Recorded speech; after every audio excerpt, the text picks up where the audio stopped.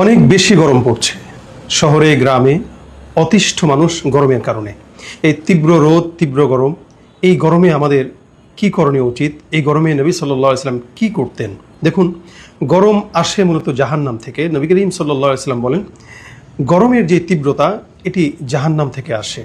হযরত আবু হুরায়রা থেকে বর্ণিত, রাসূল সাল্লাল্লাহু আলাইহি ওয়াসাল্লাম বলেন যে জাহান্নাম আল্লাহ পাকের কাছে বলছে যে আল্লাহ, আমার এক অংশ আরেক অংশকে গিলে ফেলছে।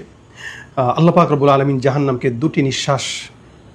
দুটি শ্বাস নেওয়ার আদেশ দিলেন। দুটি শ্বাস ফেললো, একটি শ্বাস তীব্রতা, গরমের তীব্রতা, আরেকটি শ্বাস শীতের সময়। অর্থাৎ এই জাহান্নামের দুটি শ্বাসের কারণে আমরা শীত এবং গরম পেয়ে থাকি।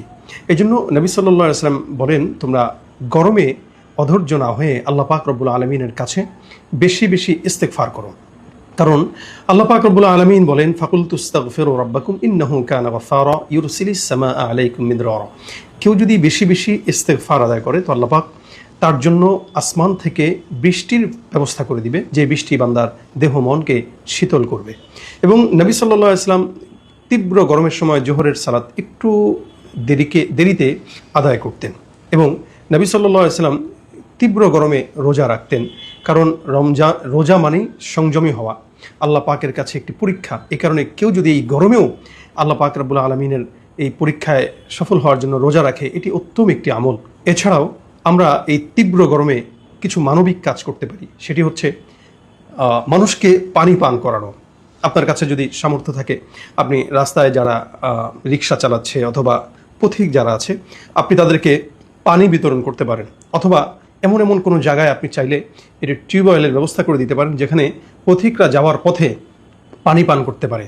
অথবা পানির যেই ফিল্টার আছে, এরকম ঠান্ডা ফিল্টারের ব্যবস্থা করা যায় রাস্তায়, জায়গায় জায়গায়, এই রাস্তার পাশে পাশে, যাতে করে পথিকরা রাস্তায় এই গরমে চলার সময় যেন তাদের অন্তরকে শীতল করতে পারে। এছাড়াও আমরা যেটা করতে পারি, আমরা আমাদের বাড়ির আঙিনায় একটু পানি কোনো বাটিতে করে কিন্তু আমরা রেখে দিতে পারি। এতে পশু পাখি যারা আছে এরাও কিন্তু পানি পান করতে পারে।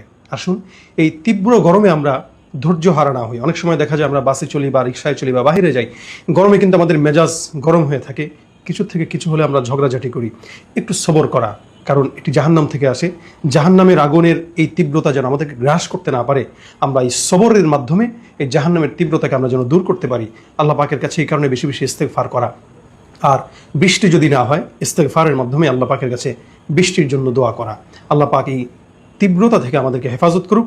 আল্লাহ পাক আমাদের জন্য রহমতের দ্বার খুলে দেখ। আমিন।